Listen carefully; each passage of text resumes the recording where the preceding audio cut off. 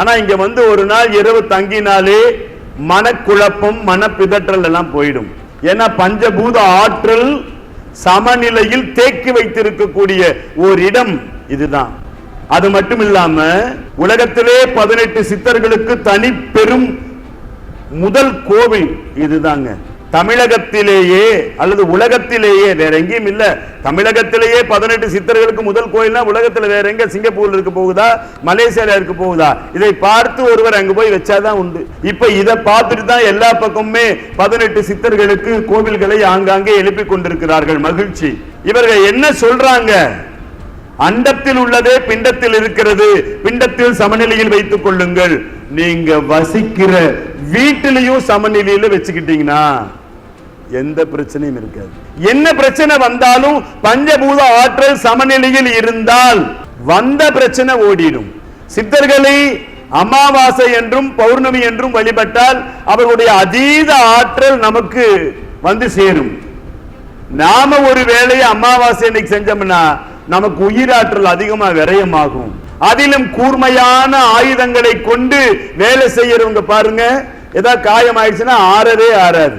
கூர்மையான ஆயுதங்களை கொண்டு வேலை செய்யறவங்க அமாவாசை அன்னைக்கு லீவ் விட்டுருவாங்க. கட்டிட தொழிலாளர்களுமே கடப்பாறை எல்லாம் வச்சு வேலை செய்யறவங்க இன்னைக்கு செய்ய மாட்டாங்க. பௌர்ணமி அமாவாசையில போய் கடல்ல போய் குளிக்க வேண்டாம்னு சொல்லுவாங்க. கடல் சீற்றம் அதிகமாகும். சில இடங்களில் கடல் உள்வாங்கும். சிலருக்கு அமாவாசை பௌர்ணமி என்று சங்குலி போட்டு கட்டி வைக்கணும். தன்னை போல பேசுவான், தன்னை போல சிரிப்பான். அமாவாசை பௌர்ணமினா அதிகமாயிடும். இதையெல்லாம் முறியடிச்சுட்டு இவங்கிட்ட வந்தோம்னா எந்த குழப்பமும் இருக்காது. இவங்க அந்த தவம் செய்த அந்த வலிமையும் சித்தர்கள் ஜீவசமாதி இருக்கக்கூடிய அந்த மண்டலத்திலே உள்ள அந்த அலைவரிசையும் பிரபஞ்ச மகாசக்தியை ஈர்த்து நம்ம போய் கையெடுத்து கும்பிடுற போதும், இப்படி வேண்ட போதும், மனம் உருகிற போதும் அந்த ஆற்றல் நமக்கு உள்ள போகும். உயிர் ஆற்றல் நம்ம எவ்வளவு விரயமாகுதோ அதை விட அளப்பரிய ஆற்றல் இவங்க கிட்ட கிடைக்கும். சத்யேந்திர சித்தர் பீடத்தின் முக்கிய நோக்கம் என்னவென்றால், இந்தியாவை நோயற்ற பாரதமாகவும் கல்வி நிறைந்த ஒரு நாடாகவும் பசியில்லாத ஒரு நாடாகவும் மாற்றுவதற்கு இந்த சத்யேந்திர சித்தர் பீடம் ட்ரஸ்ட் முனைப்புடன் செயல்பட்டு வருகிறது. மேலும் உலகளாவிய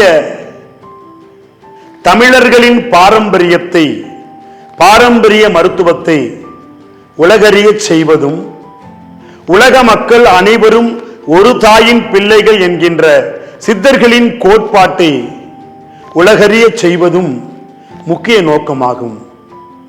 ஒன்றே குலம் ஒருவனே தேவன் என்கின்ற அந்த தத்துவத்தை பறைசாற்றுவதும் சத்யேந்திர சித்தர் பீடத்தின் முக்கிய நோக்கமாகும். ஜாதி மத இன பேதமற்ற ஒரு சமுதாயத்தை, சித்த மார்க்கத்தை எல்லோரும் பின்பற்றி அதன் மூலம் வெற்றி, அமைதி, ஆனந்தம், ஆரோக்கியம் அனைவரும் குறைவின்றி பெற்று வாழ செய்வதே சத்யேந்திர சித்தர் பீடத்தின் முக்கிய நோக்கமாகும். முகவரி: ஸ்ரீ சத்யேந்திர சித்தர் பீடம், சித்தர் மூலிகை ஆராய்ச்சி மையம், 567/2, ரெண்டி சுவாமிகள் சித்த மகா சமாதி, பெருமாள் சுவாமி மலை அடிவாரம், ஆனைமலை, பொள்ளாச்சி, கோவை. தொடர்புக்கு தொலைபேசி எண் 9344833157.